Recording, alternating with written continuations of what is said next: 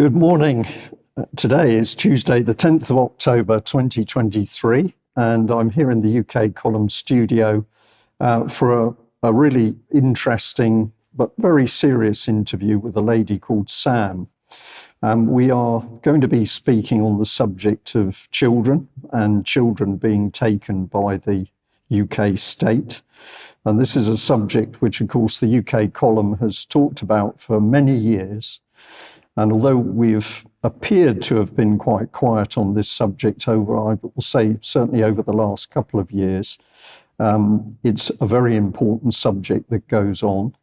And after making a report on one of the UK Column news programmes a couple of months ago, where I mentioned the organisation CAFCAS, a lady contacted me and said, I have a story for you about what happened to my children. So today I'm going to welcome Sam, who's come in on a remote link to the UK Column studio. And we're going to talk about what has happened to her and her children. Sam, welcome, and thank you very much for joining us. Thank you so much, Brian, for giving me this opportunity to come and talk to you and your listeners on UK Column. I really appreciate. Yes, I had your covering on Kafka's, and it really touched me. It was well balanced, and that's why I reached out to you to give you a story, or to give my story as well regarding my children and what happened. Okay, Sam, thank you very much for that. Now, we had a little bit of a chat before we started recording for this particular interview. And what we decided to do was to break it into two parts. So the first part today is going to be Sam telling her story, telling us what happened and what the situation is today, 10th of October. And then we're going to look to do a part two, where we will bring in more detail around the authorities and communication with the authorities. So, Sam, I'll bring you back on screen and start where you think is right. But tell us, first of all, a little bit about yourself, where you're from, how you came into UK, and just lead us in with a bit of background as to how these events unfolded. So I came in the UK in 2014. I came from Uganda in East Africa, in sub-Saharan Africa, as they call it now. I left my home country as a young adult. I left because of issues around forced marriage and arranged marriage. And then I fled to Singapore. And then from Singapore, I went to Malaysia. And from Malaysia, I went to Hong Kong. And from Hong Kong, I went to the UK. And from the UK, I went to the Bahamas. And then from the Bahamas, I was returned back to the UK. So this wasn't me going on a tour or a holiday trip. In this process, I was being trafficked. I was trafficked. How did that process start for you? What was the actual thing that made your decision that you had to leave your country, and subsequently that obviously got you involved in the trafficking? I was married off to an older Muslim man, way older in age, and he happens to be the father of my baby girl, Angel. I was a young girl in my early 20s or 19 at the time. And I left the country because I thought, or I believed that I had more to my life than being in a marriage like that at the time. So I left my baby girl safe with my mother. She looked after her, and I fled to Singapore. I went into a cafe, and I realized that my country was a visa-free country for Uganda.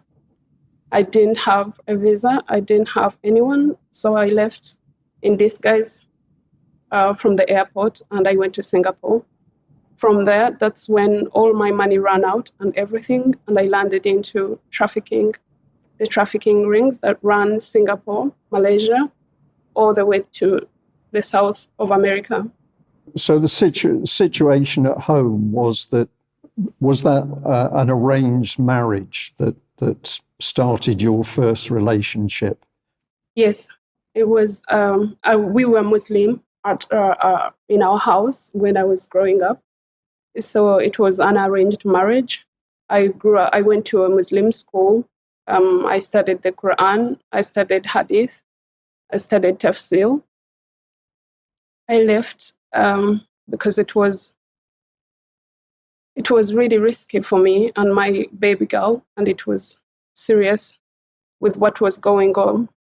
My part of my family is still there, but yes, that it was very dangerous for my life and for my baby girl. So I left, and I had to find a better way of raising my children and a safer place to raise my children. But in my early 20s, I think most people can relate that as a young adult, you're very naive and you can easily be convinced to go with bad people as a young mother. So that's what happened to me. Okay. So when you left home, effectively, did you know where you were going to go? Did you have in your mind that you wanted to come to UK, or was it that you were just desperate to get away? Well, I never planned to come to the UK. Even the Home Office knows, or they have all the details. I never applied that I was coming to the United Kingdom, not a single day. I went from on the organized trafficking rackets. We came from Singapore, Malaysia, to Hong Kong, to the Bahamas. So I transited through London Heathrow to the Bahamas, and I never stayed in the UK. But when I landed in Bahamas, I was bleeding heavily after what had happened to me in the trafficking process. I was pregnant, and when I was there, they said, "We suspect you've been trafficked, and we've been tracking different international rackets, and we will send you back to London because that was, I think that's the international law. That was your last transit or your last stop." So they deported me from Bahamas to London Heathrow because that's where I'd made my transit before I landed to Nassau. So when I returned to London Heathrow, they started the investigation on me, the immigration officers and the Home Office.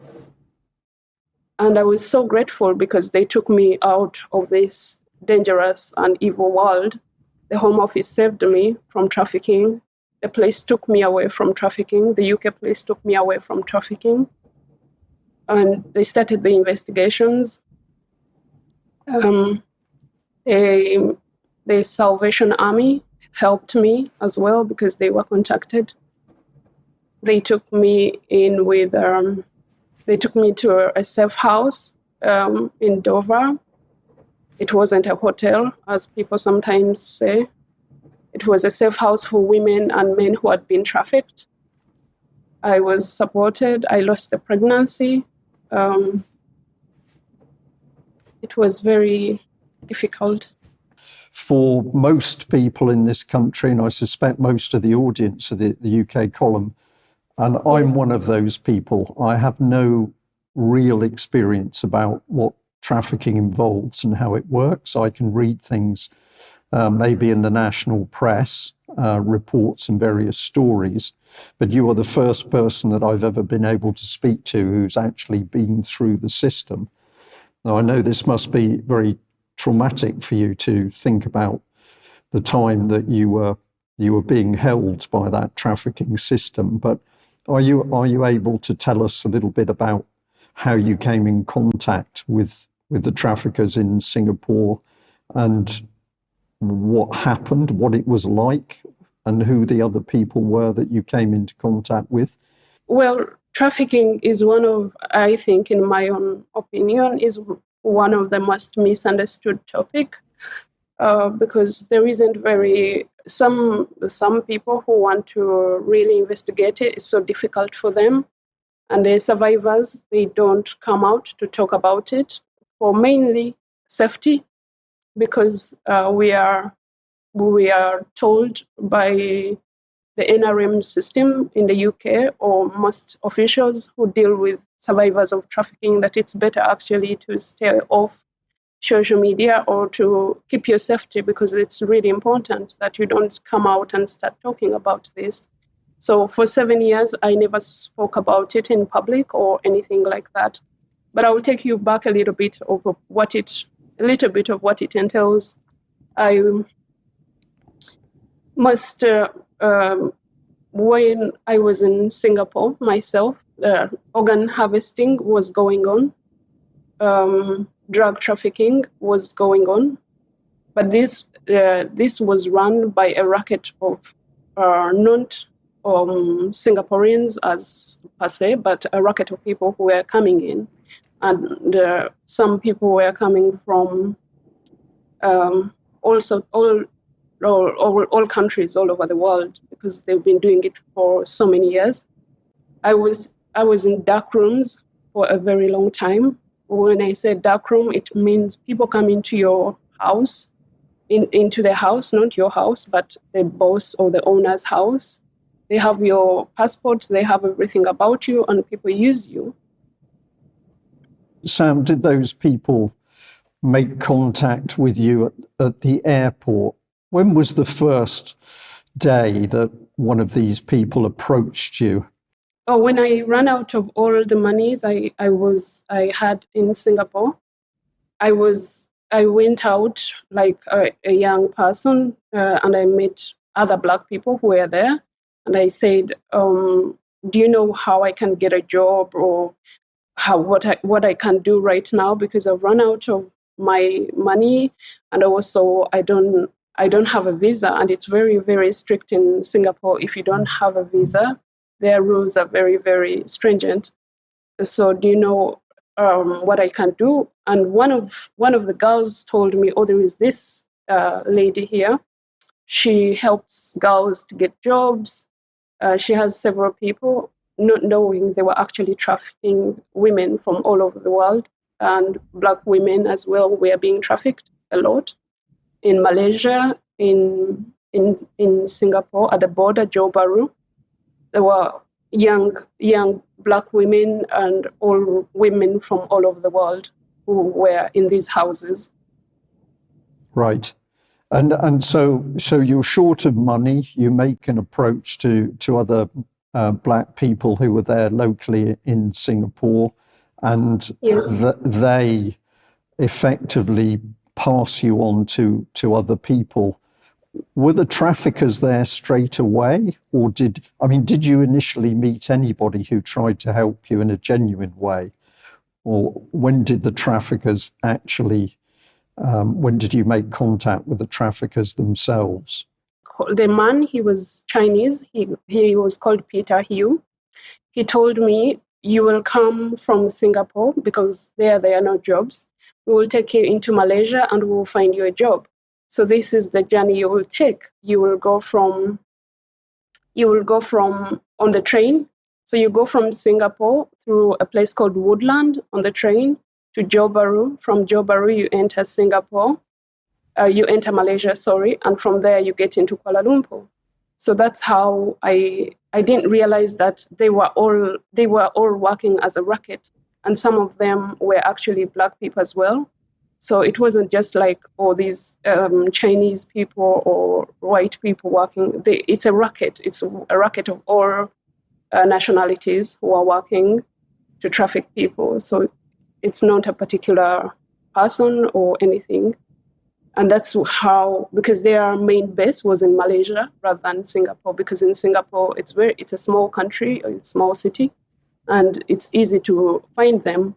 But in Malaysia, it was so easy for them to run their rackets. And there were so many girls who were in these big houses and dark rooms, as we call them, who were being abused in all sorts of ways. Right. Okay. So Malaysia, the main base. This makes sense to me. It's a few years since I've been in Singapore, but I know that it's a very strict country, and the law can be very draconian for even minor offences in Singapore. So Malaysia is a safer base, and you are persuaded to go into Malaysia. That's right. When did you Yes. first realise that you were starting to be drawn into a system, that you were trapped in it? When I was told that I couldn't go out when I wanted to, when I was told that all the money I had, I was supposed to give it to this man, and when I was told that my passport, when I was passport, when he needed the passport off me, that's when I realized, oh, something is off here. And the job that you are expecting to work in a restaurant is not coming, and you keep waiting, and they keep telling you, stay here, we'll get you a job. But when there is no job, that's when I think the pen dropped, and I realized, oh, he's actually sexually using me, but also he's taking my passport off me, and he's telling me that other people will be coming in tonight. And I'm not the only person there, because I wasn't the only person there, because there were other girls there as well. Right. And so how long did you spend in Malaysia before you were moved on to Hong Kong? Because they needed people who were fluent in English or who could speak English. So they were not just using girls or women for sexual trafficking, but they also did drug trafficking, and this was a big racket. So they realized that I was able to speak English fluently, and that's how they gave me the suitcases to take to Bahamas in Nassau. They paid for everything, and that's how everything started. I didn't realize what I was carrying, but it dawned on me years later that it must have been drugs, because I didn't know what was in there. And I'm so grateful, because when I went down to Nassau, the police there knew that there was a racket that was coming from Singapore, Malaysia, Hong Kong, and down to Nassau to get into Florida, and then to get into the United States. I'm going to say thank you for talking this through, Sam. It's a very important thing, because the question for me straight away is, why would the authorities not want people speaking out about this? Because the way to start to break down organised crime like this is to expose it. So there's a number of different questions there. I think you said to me a couple of minutes ago that you were abused yourself in this system. Was that the case? Abused in the system? Were you physically or sexually abused in this system? Oh yes. Oh yeah. I was I was I was sexually abused. I was for years. I was traumatized. Mm, yes, yes, I was sexually abused, and it's not something I talk about a lot, because yeah. No. Okay. Sorry. Okay. That is a difficult question for you. You arrive in UK, and you said that you're grateful for the people who started to talk to you. So when you got transferred back to Heathrow from the Bahamas, were you automatically picked up by border control or the Home Office team in UK, or did they know you were coming, or did you have to make an approach to them? How did they interact with you? No, in the queue, I was in the queue because the Bahamian police had deported me. So I think we all know the process of deportation is they hand you over straight to the immigration place. you don't have to make any notices because they're handing you over to the next authority. So in my case, they handed me over to the British immigration police at London Heathrow. But I was really deeply traumatized. And I had a problem with a pregnancy because I came in after these several abuses. I was pregnant, and the Salvation Army supported me to have an abortion at the Murray stops. I think they're called Murray stops because they're the ones who were handling our process. So it was a consented abortion because I was overwhelmed. Yes. Okay. And can you tell us what year that was, just so we get a feel for how long ago this was? 2014, in June 2014. So you come into an organised system in the UK, which is designed. Oh, right. Say it again, sir. Organised indeed. Oh my God. Okay, carry on. You've reacted to what I've said. Why have you reacted like that? Well, I was coming from a world of chaos, as you've heard, and those are just snippets of what I've Right. explained. Because I don't want to really overwhelm your listener today with what's really going on besides my children's case as well. But when you said organized, it clicked in my brain because indeed it's very organized. Because I was living in survival mode for all my life, through trafficking, through anything. I was living in survive or you die, and then you come to a perfect world in the United Kingdom, a world so perfect that you cannot be imperfect. Yeah. Well, a world so perfect that you cannot make a mistake. A world so perfect that you can lose your children when you seek support. Yes. Okay. Now I'm going to share with our viewers and listeners today that there is another lady who's with us who I've been able to speak to. She's here to give you some moral support, and I think that system works quite well. So I'm just going to say to the audience that Sam's going through some really difficult things to talk about and recount, but she does have a lady supporting her in the background. The Home Office team, Sam, did they question you about what had actually happened to you? What I'm interested in is, did the Home Office try and establish more about the trafficking ring? Yes, they did. They did. Yes. Okay. Yes, they did. Yes. So what sort of things were you asked? So they ask you the route on how you got here. They will investigate like everything you've said. They will also, but for my case, it was quite different because there were also other girls who had been trafficked on that same day by the same racket. They will ask you so many things, and they took everything. I had the suitcases. They took everything. They did a lot of samples.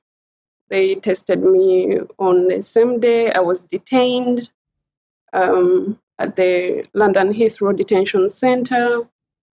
The questions were a lot, but I was in trauma mode as well. So most of the things they were asking were extremely intrusive, one would say.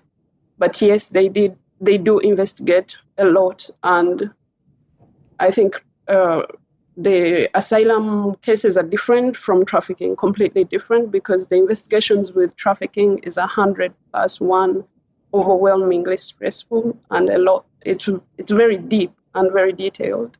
How long did this process take? How long were you detained and questioned? In the detention center, they kept me there, I think, for 4 days or 3 days, I don't know.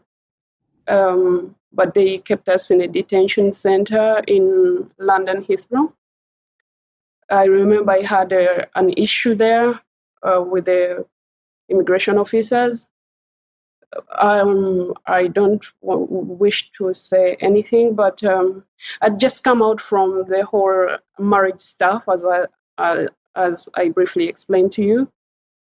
And then when I landed at Heathrow, they gave me a lady who was a Muslim lady. I have so much respect for the Muslim community, but I just got so triggered again at the airport when she was wearing the hijab and the niqab. It just took me back to where I was coming from, and I became a little upset, and I told her things. I sincerely apologized because I shouldn't have said upsetting things to her. Okay, so you were in the detention centre for 4 days, and Yes. the Home Office has done a debriefing of you or an investigation. If you were carrying drugs, Yes. you seem to have been very lucky that there was no other charges in relation to that. Well, I didn't traffic myself, Brian. So they had to start investigating all about the rackets and other people, because they arrested people on the same day that they suspected to be traffickers on that same day. So it wasn't just me that they were handling, because on that same day there were other women who had been trafficked and men. So they arrested a couple of people, we are told, on the day as racketeers for this trafficking. Okay, and so when did the asylum process start? It was months, weeks later, when I was asked whether I could go back to my own country, because I didn't know what was asylum. I was asked whether I could go back to my own country, or if I wish to stay in the United Kingdom, because they've investigated and they're still investigating. Because at the time, they referred me to another organization called City Hearts. They're under the Salvation Army. And they asked whether I wish to seek asylum in the United Kingdom. And I said, yes, I would like to seek asylum in the United Kingdom, because I was overly grateful for people who took me away from the dark rooms, as I call it, who took me away from trafficking. So I was really grateful, and I was so happy. And they said, okay, you can seek asylum. This is, they gave me the process of how it works. And that's how the whole journey of another journey of asylum begins, because that's also another detailed journey that is, it's very overwhelming. We will revisit that, but let's just move on through. So you were able to apply for asylum, and you were given asylum. So how long did that process take? From 2014, when did you finally achieve asylum to stay in the UK? Because I came in as under the trafficking route, or what they call trafficking. So they had to process or investigate the trafficking case. That took them a year of investigating to conclude that I had been trafficked. So then they gave me what they call a discretionary leave to remain in the United Kingdom for 1 year. And then I lodged the application for asylum. When I applied for asylum, the discretionary leave to remain had to finish. After 1 year, I think that's when I was granted asylum in 2015. That was a new start for you. Did you still have support from other people around you? Was there still support from the Salvation Army? Well, for 1 year, you receive, if you've been trafficked at the time, you're under what they call the NRM. NRM is like a body that investigates all people who've been trafficked in the United Kingdom. And the Salvation Army gives you £60 to help you. The Home Office provides, if you've genuinely been trafficked in the United Kingdom, the Home Office helps you with therapy. So they helped me with therapy because for so many months on end, I was not going out of the house. My brain was still stuck in the dark rooms. And if I went out, I would look for a cab, or I would not use public transport at all. And I was extremely hyper vigilant because every person I would see, I would think they are the traffickers and all this. So I went through therapy. The Home Office supported me through this process. The therapist was a psychologist up north. Her name was Dr. Janet Figan. She supported me through the whole process of trafficking and CBT and all these other therapies they give. Yes. Okay. So how did you start to build a proper life for yourself? Because you've made a huge amount of progress since then. You've had some terrible things happen to you in UK, but how did you start that process of establishing yourself in UK and building a new life? I think from day one, because when I left Uganda, I was studying, so I've always had an obsession to learn. So the first thing I did was to sign up myself for college, to start learning English, to start studying at the college in Manchester College. So that's how I started. And then I went into a relationship with my ex, and then my ex, I wasn't doing much at the time. I was just studying and going to church, having friends. So I have to be precise on this then to make it clear for the audience. When you say your ex, this was actually a new person that had come into your life in UK. Is that right? Yes. So you are very much establishing yourself. You're learning. At the time, I was studying law with criminology at Manchester College because I wanted to be a lawyer to help young people so they will never fall into being forced into awful marriages. And also I wanted to help survivors of trafficking because I believe there is a lot of research on domestic violence, but there isn't much on trafficking. There is a whole movement about domestic violence in the United Kingdom, in Europe, and everywhere. But you barely hear about people who deeply investigate and give a concise concise answer about trafficking. And if they do, some of them are politically motivated. And it doesn't really help survivors. Because when you say I was saved out of trafficking by the UK immigration police officers and Home Office, some people,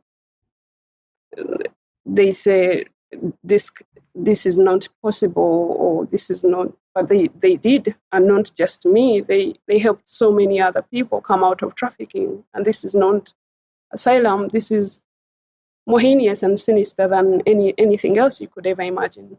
So you get into a relationship, and really, this is the second phase, isn't it, of your life? Tell us as much as you can about that relationship, and the important thing is children. So what happened next as you're rebuilding your life? Okay, so I came from a traditional home. My mom, they say what you see at home is what you normally kind of replicate in the future sometimes. Sometimes it's not true, sometimes it's true. I got into a relationship with a man in the United Kingdom. We met in a pub. I went out for a night out with my friend, and I met this man. He was way older than me, socially more empowered, economically economically more powerful than me, obviously, because he was older. He was a white man, and after Brian, after one night stand, I got pregnant with him. Okay, so that really starts us to come into the whole story about your children. So take us through that. Yes. So my daughter was in Uganda. Once I got the application that I was a legal migrant in the United Kingdom and my asylum had been confirmed, I approached different agencies. Oh, I forgot to tell you about something. So remember when you told me, how did you really establish yourself? I've just remembered, actually, the Prince's Trust was helping me as well, alongside the Home Office and the Rio Ferdinand Foundation, because they help young people who are coming from disadvantaged backgrounds. So I was in the northwest of England, and they had the Prince's Trust there. I approached a small radio station that was helping me through the Prince's Trust. They're called Reform Radio Manchester.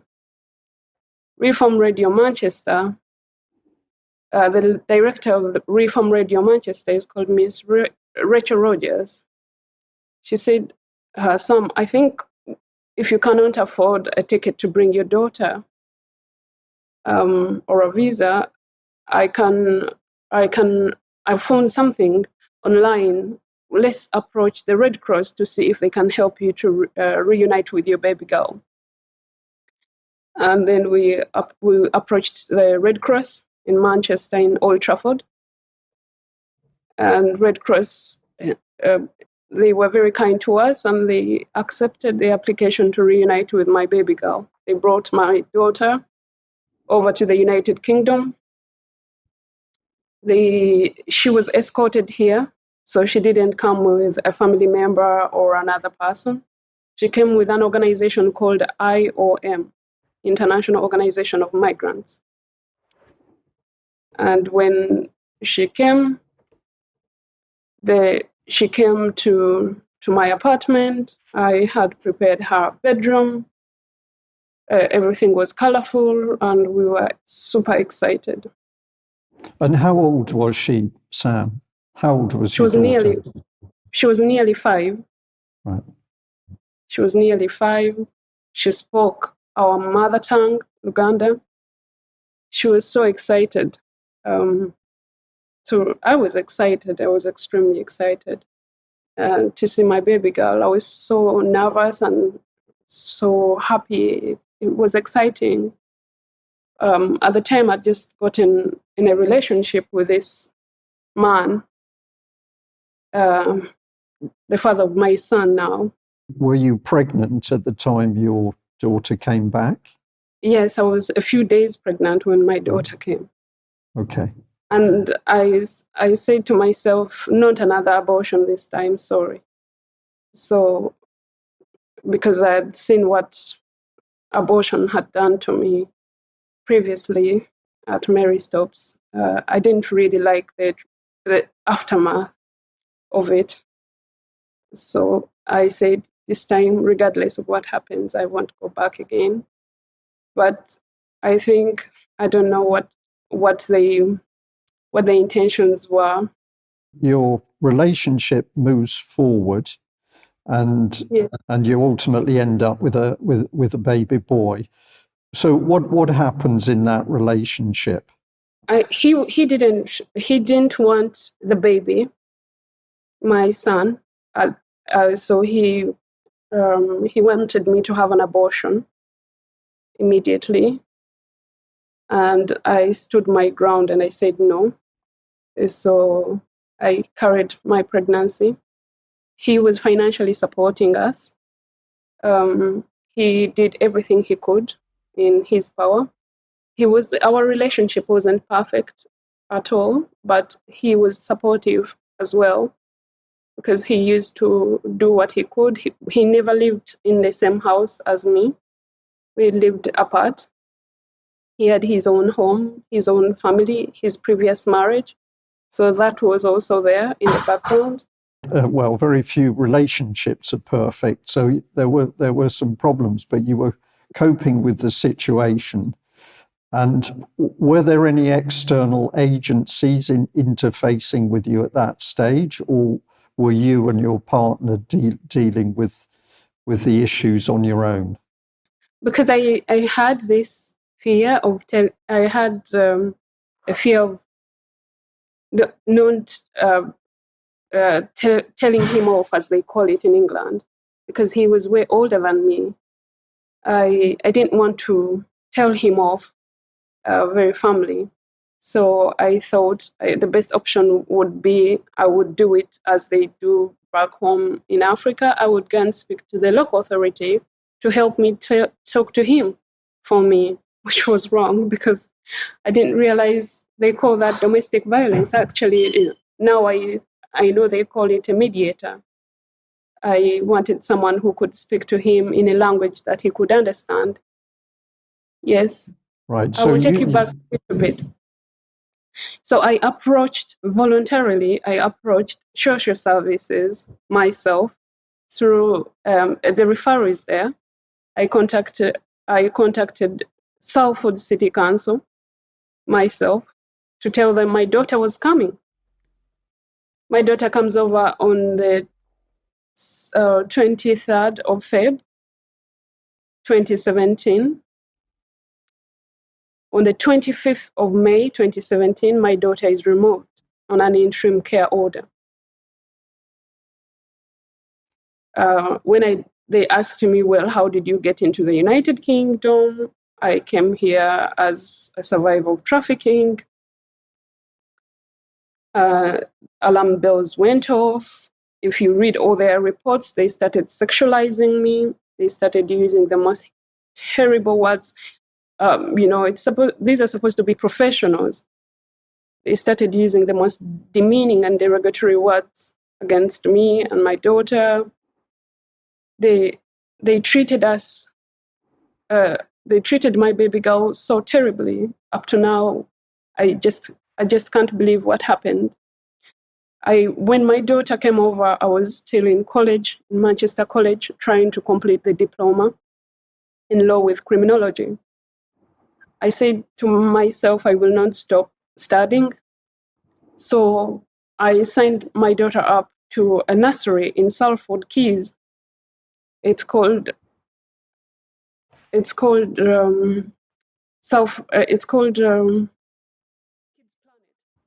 nursery. They are based in Salford Keys. I was blamed for taking my daughter to play at this nursery. It was a private nursery. No one was paying for it. It was part of my grant from the student finance and some of the funds that my ex-partner was helping me with. And I was doing odd jobs as well. And I was paying for my daughter to be in this nursery. The nursery colluded with the local authority to steal my children. And I believe it's called social engineering now because they send referrals behind your back to steal children of you. With your daughter, what excuse did social services use to take your daughter from you? Well, there wasn't any imminent harm. Even the judge confirms in the judgment. There wasn't obvious harm. There wasn't evidential harm. But there could have been a risk of future harm. A risk of future harm. I think COVID is a risk. The environment degrading is a risk. Earthquakes are a risk. How many children will the state take away from parents as a risk? of future harm. How many children will go into the system as a risk of future harm? A lot, Sam, is the answer. I can look at you and say a lot because even my limited journey through the subject of what we labelled as child stealing by the state, many of these cases are simply based on future risk. There's no actual abuse of the child has taken place, but a judgment is made within the closed family court system that there may be a risk in the future. And on that basis, the child's taken away. So I can say to you with confidence that it's a lot of children are taken under this system. How long did it take them to take your daughter away from you? They get engaged. Well, in fact, you'd informed them. Yes. How long was the process that ultimately took your daughter away from you? 2 months. 2 months. 2 months. Yeah, they had gotten the rubber-stamped interim care order from Manchester Family Court. 2 months were enough for them to take to take my daughter Angel away. They placed her with our white family, with all due respect, with a white family. And in their paperwork or in the law that they are supposed to be following, they say we look out for the child's best interest, including culture, heritage, sex, and religion.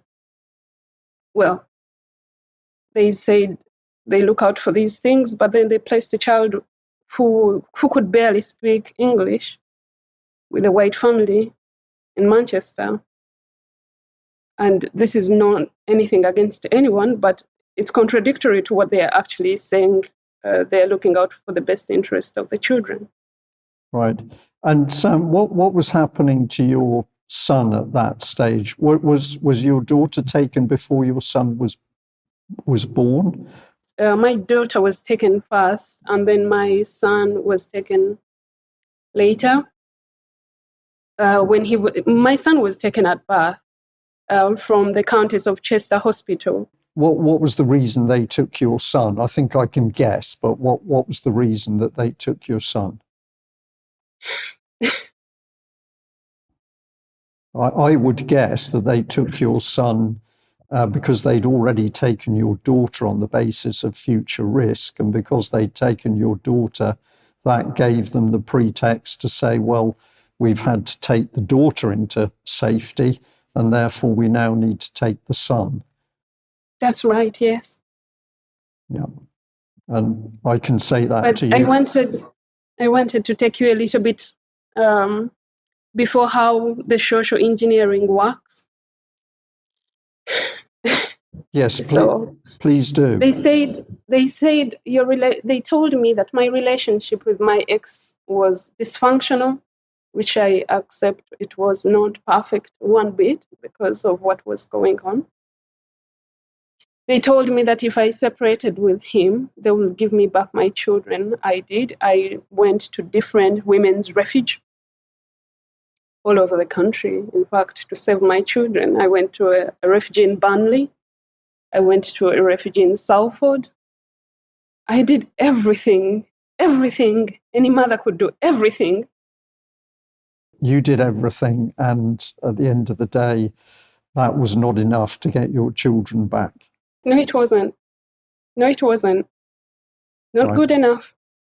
I went to different psychiatrists because they use something called a toxic trio to box you in so they can steal your children. They look at domestic violence, mental health, drug misuse, or anything like that. So I said, okay, I'll try whatever it takes to prove that I'm none of these three things or this toxic trio. I went to a doctor. I went to different doctors on Harley Street, and none of them all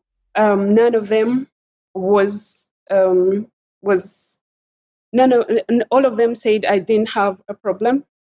I went to a doctor, a senior consultant psychologist called Dr. Feldman. He's a consultant psychologist. I went to another doctor. He's called Dr. Passetti, Filippo. He's on Harley Street. I went to another doctor. His name is called Dr. Lennox Thomas. I saw another doctor, all privately funded by my ex-partner. I went to another doctor. Her name is called Alice Sawyer from Oxford University. I went to every single doctor to bring doctor's reports. I did drug tests, alcohol tests, you name it. I did everything. And I brought all the reports before the judge. And the judge still said, no, not good enough. Not good enough. Before my son was born, I was told my son was too small. That in fact, if they don't cut him out quickly, he's going to die. Well, this was a lie. The reports from the hospital are very clear. I've never seen the deepest deception in my life because I was raised thinking doctors could never tell anything contrary to the truth. What you're saying to me, Sam, makes complete sense because of many other, mainly mothers, that have talked to me about this process. I've never heard the term toxic trio before. Is that something which you are describing the techniques as, or is this a term that other people have used? No, that's what I read all the social work books, social worker manuals, and that's the basis of taking children. Right. And if they can box you in that Venn diagram, then you're going to lose your child or children. Okay. And if they cannot box you into that, they'll call an expert witness who will say you have a personality disorder, because on the DSM-5, there is no cure for a personality disorder.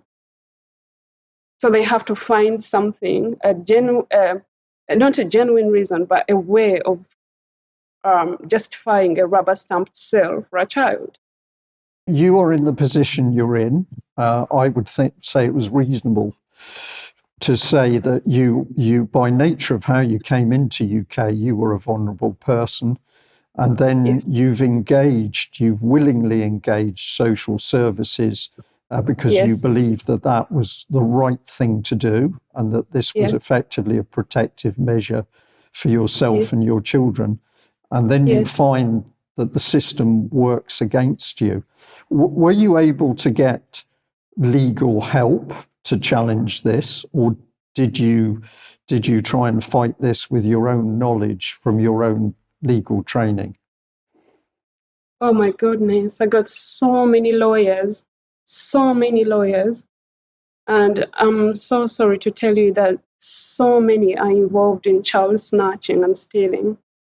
You don't have to be sorry telling me that, because this has been evident from all of the cases that I've been able to speak to the parents. The story they always say is that time and time again they were betrayed by the legal teams that they engaged, and the betrayal might happen fairly early, but usually the law firms and the solicitors or the barristers were taking money through legal aid.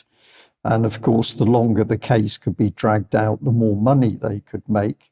But it's a very, very common story for people to say, well, even my solicitor betrayed me in the court. Yes. They promised me one thing, but in the court, they said something completely different.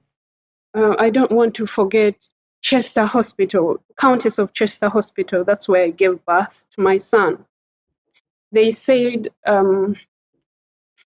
they needed to monitor me 3 to 4 times a week. So before my son was born, the doctor, they coerced me into having a cesarean section. When I came out of the hospital, the social worker, Diana Batchel, was waiting for my son. She works for Cheshire West and Chester. They took my son. When I came out, this woman, the social worker, told me, well, if you separate with your ex-partner and you get a molestation order against him, we will give you back your child. Now, every single parent under this earth will do whatever it takes for their baby, whatever it takes. She went with me to the Countess of Chester Hospital, not knowing she was ensnaring me. It was a trap. She went with me to the Countess of to Chester Court. The judge was already ready for me because she knew what she was doing. The judge was ready. I remember his name. I think he was called. And he issued a non-molestation order against my ex-partner. Remember, they are now dividing you, weakening you. Just come out of the hospital. Your brain is shattered. You're in pieces. You're bleeding heavily. You still have a cut. You're supposed to be breastfeeding. And then they're waiting for you in the main court in Manchester before.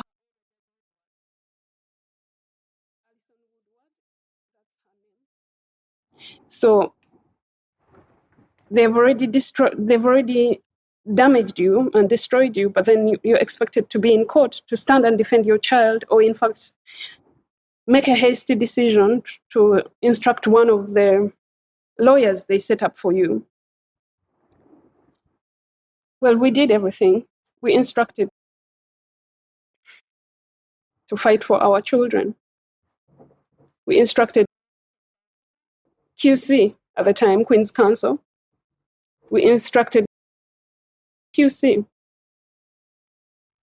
Queen's Counsel. A day before the hearing in Manchester Family Court, her clerk reaches out to me and says, we cannot represent you. She's got a medical emergency. So we are sending you another lawyer tomorrow. Her name is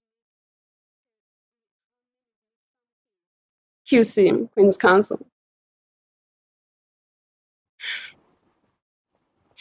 She turns up in court. QC. Social services did not turn up. Neither did their legal representatives. But the judge knew. The judge knew what was going on. Judge knew what was going on in Manchester Family Court. I think it was a tactic to drain us financially because we had paid for all these QCs to come up to defend our children. And none of the social workers from Salford City Council or Cheshire West City Council turned up. What was the judgment at that court hearing? What did that court hearing achieve? Well, the judge left a note because I said, I requested them, are you not supposed to leave costs to be reimbursed on this hearing? Because they sent us the paperwork that they were stealing our children. We've turned up with legal representation and they're not here. Are they not supposed to be responsible for these laws? And she left a note saying costs reserved, up to date. It's still in the judgment, costs reserved. The hearing was adjourned. My ex-partner had run out of finances. He couldn't finance anymore. I think they were so pleased with this. And that's how our children ended up being stolen. So at the peak of COVID, I received the adoption paperwork at my home that my children had been forcibly stolen. If I describe that in a slightly different way, so your children are taken for adoption and you no longer have any say in their life. And I would suspect that you're not allowed any contact with them ever again. Is that the situation? Yes, I receive a letter once a year from my baby girl. That's it. I don't receive anything from my son. I challenged them. I've spoken out about this on social media. For me, and other mothers would agree, and other parents would agree that this is MLM marketing of children and a pyramid scheme of selling children. Social workers come into, not all social workers are bad, but Kafka's definitely is doing something heinous and sinister. Because if they're supposed to be independent, they don't actually look out for the best interest of children at all. And they don't look out. They don't. And this, of course, is the reason that you picked up when I mentioned in my report on one of the UK column news editions, you picked up on my use of the word of the expression Kafkas, because you had already come across their actions in your own case.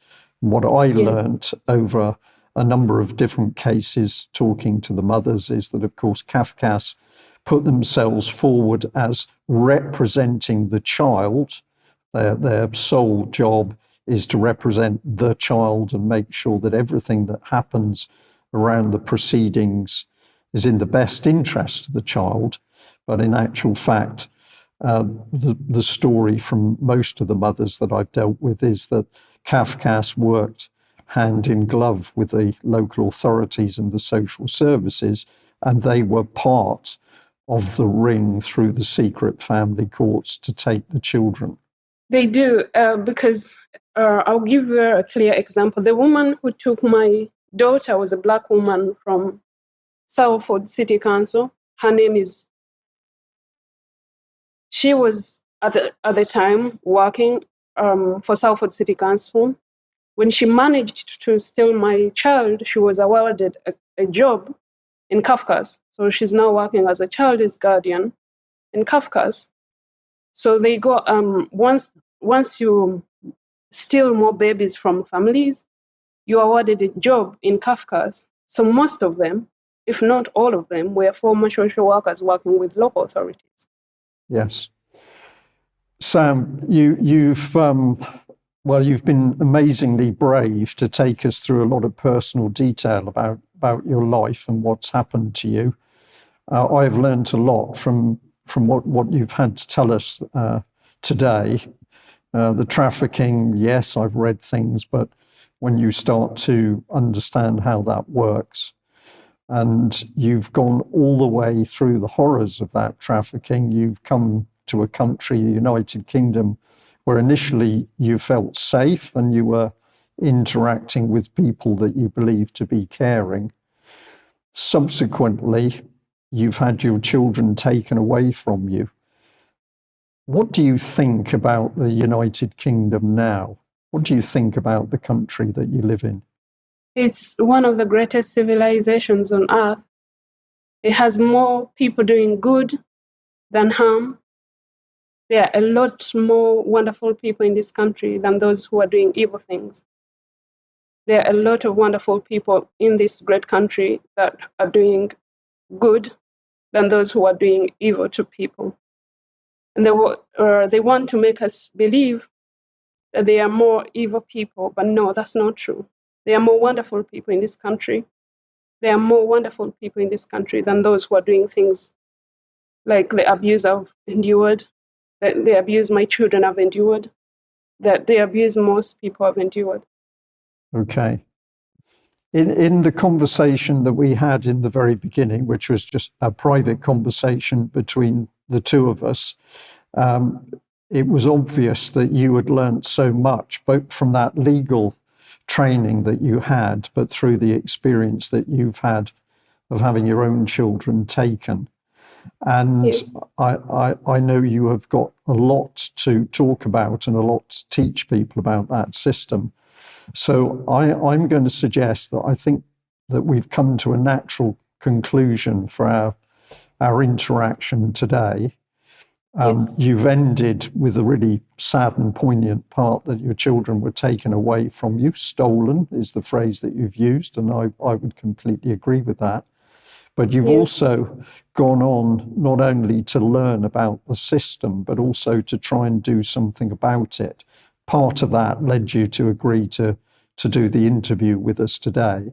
So I'm going to ask very nicely if you will be prepared to come back again and do a part 2 where we can really drill down into this system, the social services Kafkas system, and the court system, and how it does what it's done to you and so many other mothers.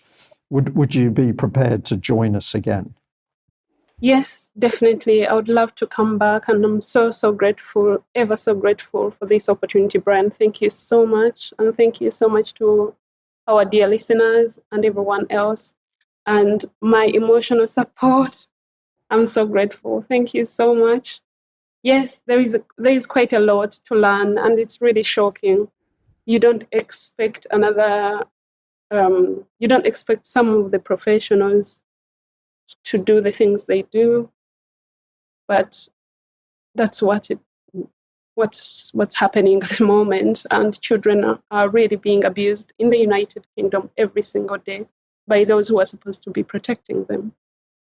Yeah, indeed. And I don't know what the exact figure is now for children within the care system. It was somewhere between 63 and 65,000 children.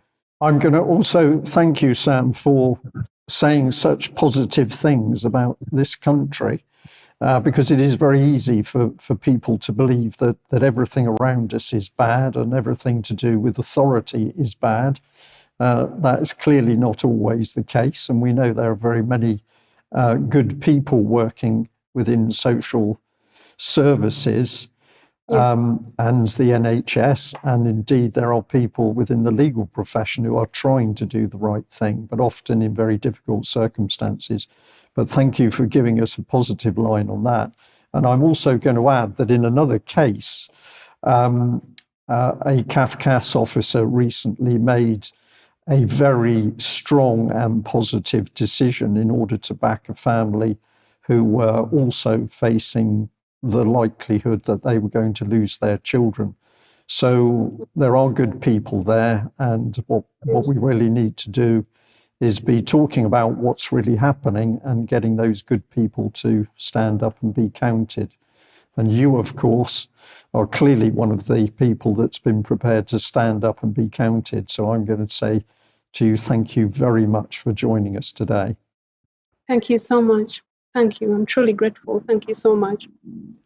Okay, Sam. And lastly, I'm going to give a big thank you to the lady who's just been sitting quietly in the background to make sure that you're okay. So thank you for joining us as well. We'll leave it there, but we are going to have a part 2 when we'll be talking in more detail about how this child stealing system works and really what people should try and do to overturn it. So watch out for that. This interview will be up as soon as we can on UK Column, and we'll also make sure that we give notice of when part 2 will be. Okay, that's it for today. Thank you very much for joining us. Bye-bye.